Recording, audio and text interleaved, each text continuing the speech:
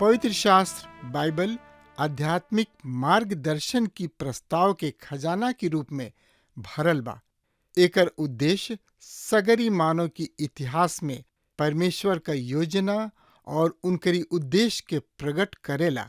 पौलुस कहलन, सगरी पवित्र शास्त्र परमेश्वर की प्रेरणा से रचल गईल और सिखावे, ताड़े, सुधारे और धर्म की शिक्षा खातिर उपयोगी हवे, ताकि जे केहू परमेश्वर का होखे उ कुशल से होखे और हर एगो भल काम जिंदगी खातिर सजल रहे।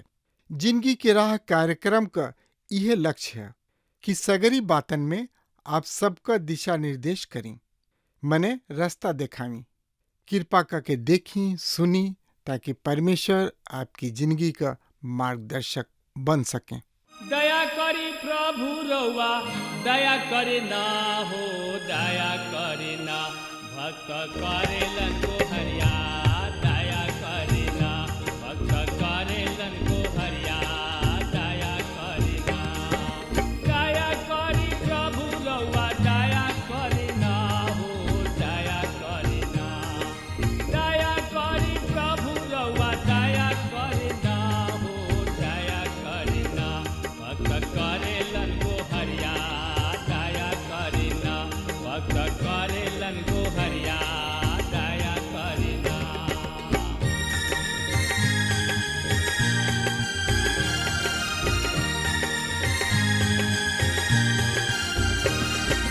दया करी कृष्ण रउआ, दया करे ना हो, दया करे ना। दया करी कृष्ण रउआ, दया करे ना हो, दया करे ना। पापी करेलन बिनतिया, दया करे ना। पापी करेलन बिनतिया, दया करे ना।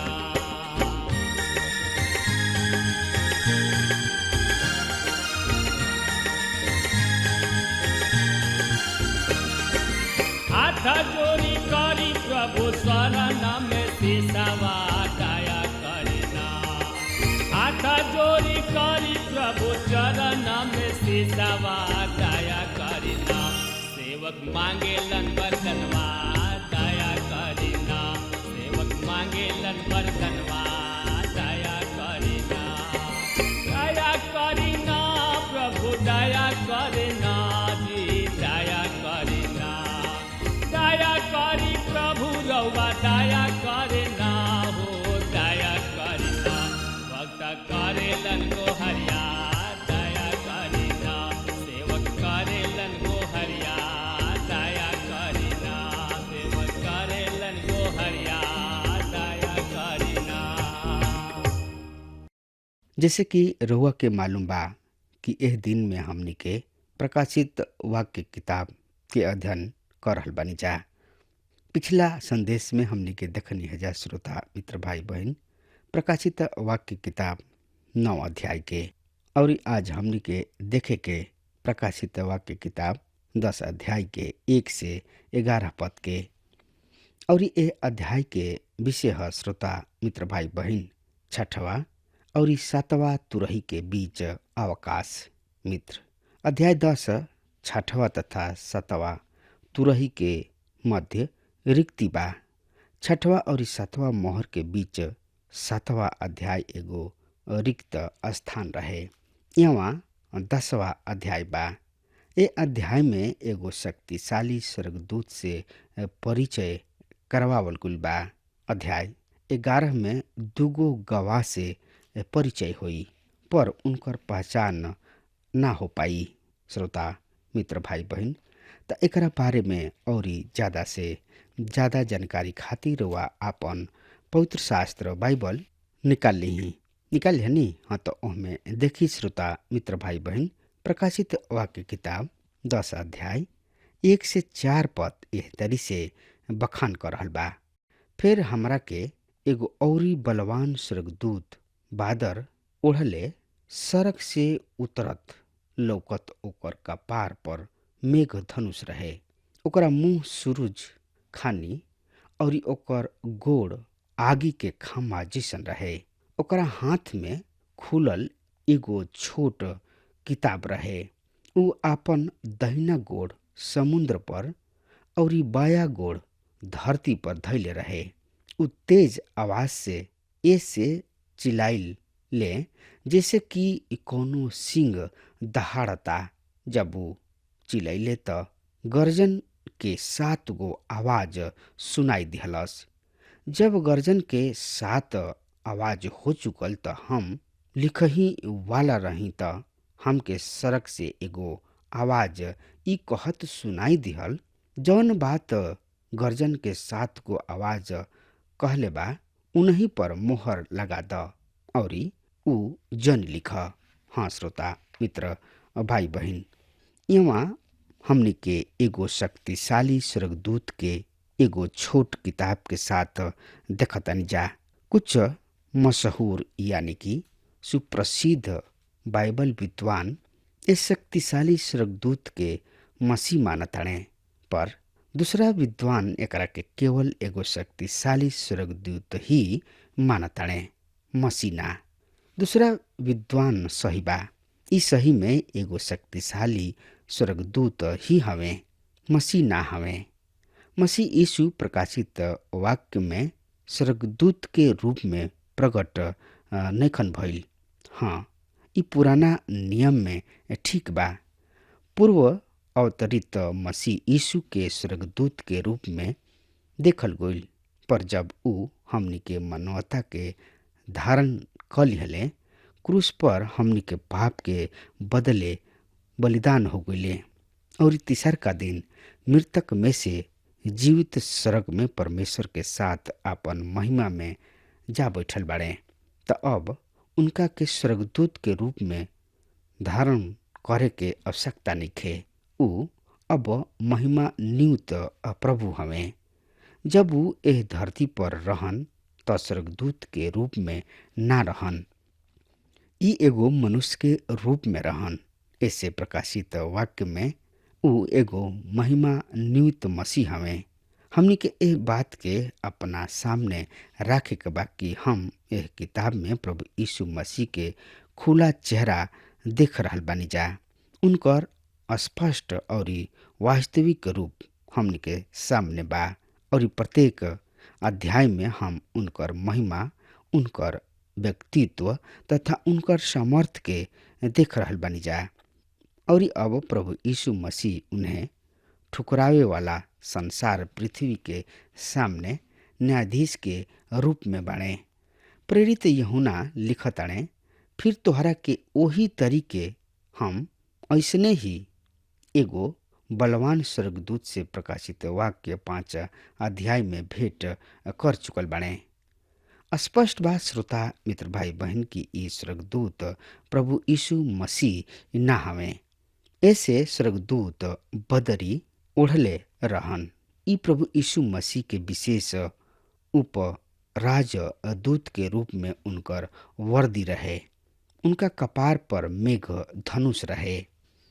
ई उनका वर्दी के टोपी रहे, जौन की परमेश्वर के वाचा के स्मरण कर रहल बने। ई मेघ धनुष एह बात के संकेत बाकी परमेश्वर पिता पृथ्वी के दंडित करे खातिर जल प्रलय के प्रयोग ना कर सकी हैं। उनकर मुंह सूर्य जैसन रहे।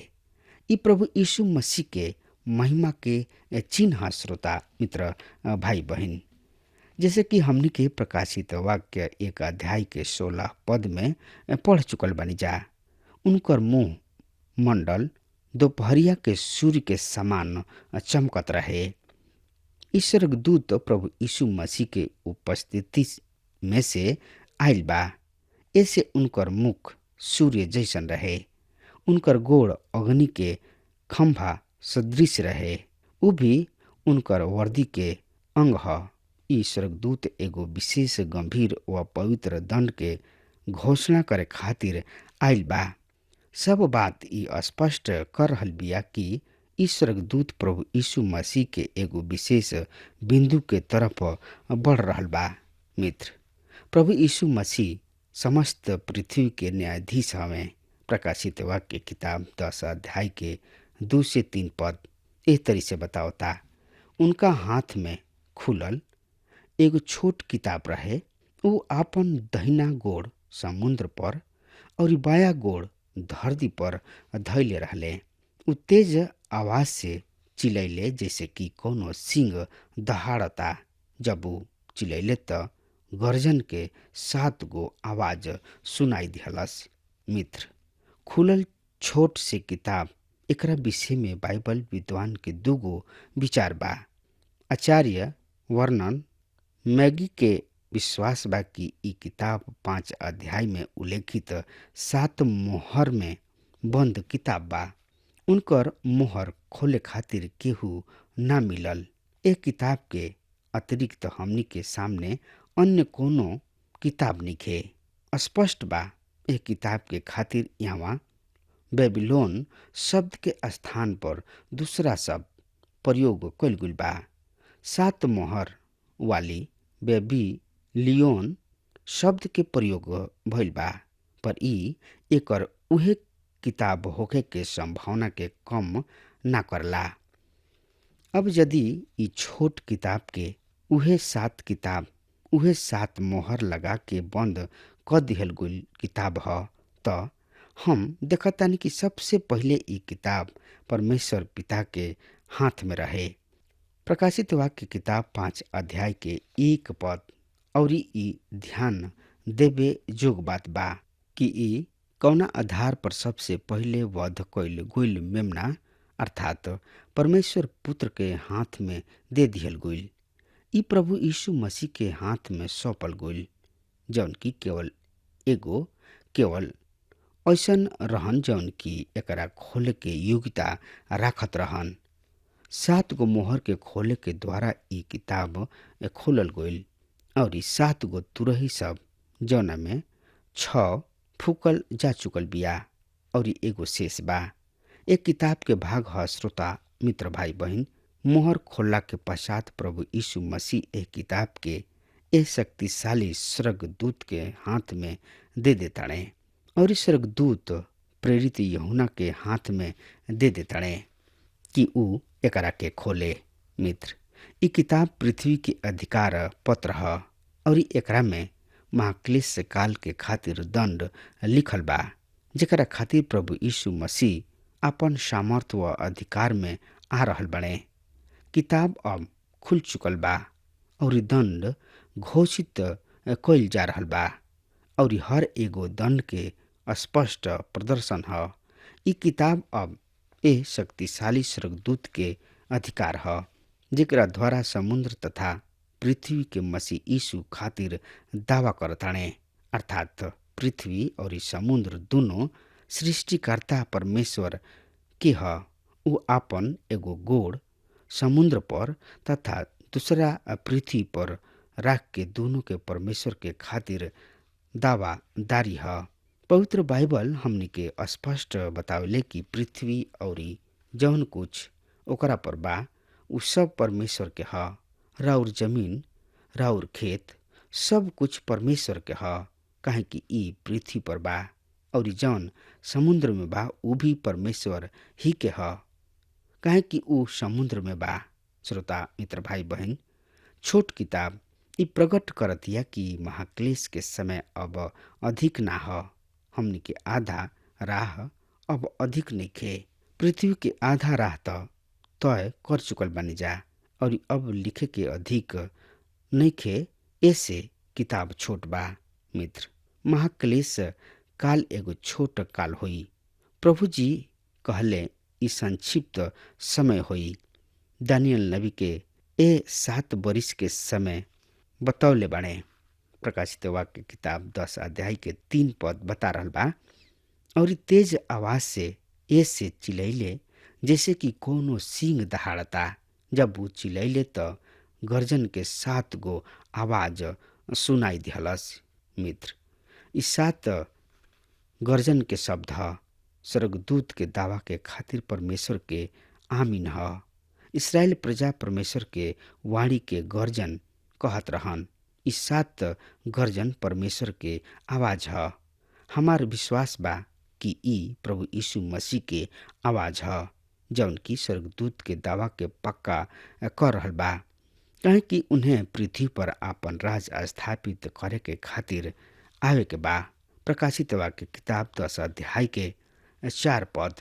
जब गर्जन के 7 आवाज हो चुकल तो हम लिखे ही वाला रही। हमरा सड़क से एगो आवाज ई कहत सुनाई दिहलस, जौन बात गर्जन के 7 कहले बा ओकरा पर मोहर लगा द और ऊ जन लिख, यानी कि मत लिख।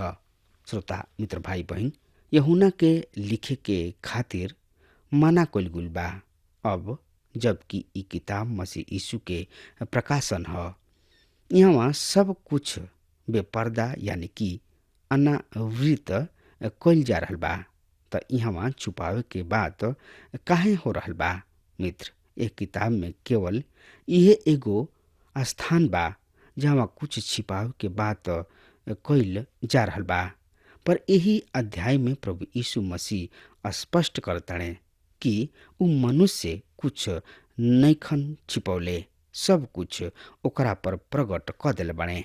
प्रकाशित वाक्य किताब 22 अध्याय के 10 प्रेरित यूहन्ना लिखताड़े। उ हमरा से कहले, एह किताब के नबूवत के बात पर मोहर मत लगाव, काहे कि समय निकट बा। पर यहाँ ए स्थान विशेष पर यूहन्ना लिखताड़े। उ हमरा से कहले, ए किताब के नबूवत के बात पर मोहर मत लगाव, काहे कि समय निकट बा। पर यहाँ एह स्थान विशेष पर यूहन्ना के लिखे के खातिर माना करे वाला संदेश बड़ा रुचिकर विषय ह। सवाल उठता, आखिर काहे माना कइल गइल बा? ई स्पष्ट त बा कि ई स्वर्गदूत हवे, महिमा नियुक्त मसीह यीशु ना हवे। उनके लोग एह 7 गर्जन के शब्द के अनेक व्याख्या सब कर रहल बाड़े, जबकि उचित नइखे, जब परमेश्वर खुद ही कुछ छिपा रहल बाड़े। हाँ श्रोता मित्र भाई बहन, परमेश्वर एकहु बात के मनुष्य से नइखन छिपौले, काहे कि उ सृष्टि करता हमें अपना स्वरूप और अपना समानता में मनुष्य के बनौले बाड़े। अपन जिंदगी के सांस फूकले बाड़े, उनका से प्रेम करेलन। त भला कैसे हो सकता कि परमेश्वर अपना लोगन से कोनो बात के छिपावस? उ एकदम नइखन छिपौले, बल्कि खुलेआम सब बात के लोगन के बीच में बता देले बने। हाँ श्रोता मित्र भाई बहन, प्रभु यीशु मसीह कहले, मार्ग सत्य और जिंदगी हम ही हई, हमरा बेगर केहू स्वर्ग में प्रवेश नइखे कर सकत। हाँ श्रोता मित्र भाई बहन, अगर हमार बात रउआ तक पहुँच रहल बा त आज वे यही घड़ी प्रभु यीशु मसीह किने आई और उनका के आपन उद्धारकर्ता के रूप में ग्रहण कर ली। काहे कि प्रभु यीशु मसीह महान हवे, उ प्रेम करलन। बस रुआ उनका किने आई और उनका से कहीं, प्रभु हम तोहरा किने आवे चाहतानी, हम अपना पाप के तोहरा किने लेके आवे चाहतानी। प्रभु यीशु मसीह रुआ के भगई है ना, रुआ के त्याग ना दी है, बल्कि उ रुआ के बड़ा प्यार से बोलाई हैं और अपना छाती से लगा ली हैं, काहे कि प्रभु यीशु मसीह प्रेम करलन। हाँ श्रोता मित्र भाई बहन, पवित्र शास्त्र बाइबल में लिखल बा, परमेश्वर जगत से ऐसन प्रेम कैले कि उ आपन एकलौता बेटा दे दिहले, ताकि जे केहू उनका पर विश्वास करी नाश ना होई, परंतु अनंत जिंदगी के पाई।